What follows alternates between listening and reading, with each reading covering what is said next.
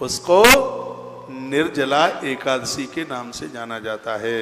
केवल कुल्ला या आचमन करने के लिए मुख में जल डालने से व्रत समाप्त नहीं होता। अब हम तो बिना प्रमाण के कोई बात करते ही नहीं। इसमें भगवान व्यास कहते हैं, जितनी भी बार आप ये लिखा पढ़ लो आकर के, इसमें वर्णन है, आप कुल्ला करते हैं, कुल्ला करते हुए मुंह में पानी चला जाए तो ये व्रत समाप्त नहीं होता। फिर कह दिया आप आचमन करते हैं तो आचमन करने से भी ये व्रत समाप्त नहीं होता। उनका कहना है कुल्ला करने के लिए मुंह में जल डालें और आचमन करने के लिए, अपने केवल कुल्ला और आचमन करने के लिए मुख में आप जल डालें, उसको छोड़कर और किसी प्रकार का जल मुख में न डालें, ऐसा विद्वान पुरुष कहते हैं, अन्यथा व्रत भंग हो जाएगा। आचमन के अलावा हाँ, यदि आपने ये किया है कि निर्जला एकादशी का हम व्रत कर रहे हैं तो, नहीं तो पानी पी करके भी और फलहार करके भी व्रत कर सकते हैं, लेकिन शर्त एक है, एक ही एकादशी का मिलेगा।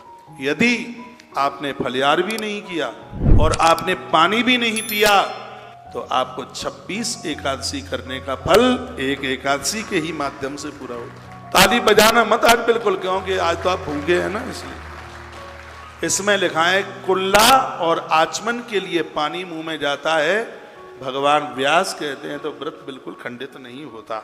एकादशी को सूर्य उदय से लेकर दूसरे दिन तक मनुष्य यदि जल का त्याग कर देता है तो ये व्रत अपने आप में पूर्ण हो जाए। क्या कहा कि सूर्य उदय से, इसलिए तो मैंने बोला था कि 3 से 4:30 के बीच में पानी पी। सूर्य उदय से, भगवान वेद व्यास खुद कह रहे हैं ये बात। अब के बार चूक गए हो तो अगली बार ध्यान रखना। तो इन्होंने कहा कि जो लोग, हाँ मैंने 3 से 4:30 का टाइम आपको इसलिए दिया क्योंकि इसमें 24 घंटा पानी, 24 घंटे के लिए जल छूटे। आपने जितने बजे पानी पिया है, सुबह 3 बजे पिया है तो अगले 3 बजे तक, 4 बजे पिया है तो 4 बजे तक, तो इसमें 24 घंटे के लिए यदि जल का परित्याग कर दिया है तो भगवान व्यास कहते हैं ये व्रत अपने आप में पूर्ण हो जाता है, पूरा हो जाता है, स्पष्ट लिखा है। तदनंतर द्वादशी को निर्मल प्रभात काल में स्नान करके ब्राह्मणों को विधि पूर्वक जल का दान करें, उन्हें जल पिलाएं, व्यवस्था बन जाए तो उन्हें सुवर्ण चांदी वस्त्र इत्यादि, इस प्रकार सब कार्य पूरा करके जितेंद्रिय पुरुष ब्राह्मण के साथ ब्राह्मणों को भोजन करावे और उनके साथ बैठ करके भोजन कर ले। वर्ष भर में जितनी एकादशियां होती हैं उन सब का फल सिर्फ निर्जला एकादशी के करने से प्राप्त हो जाता है, ऐसा भगवान वेदव्यास कहने लगे। इसमें तनिक भी संदेह नहीं है।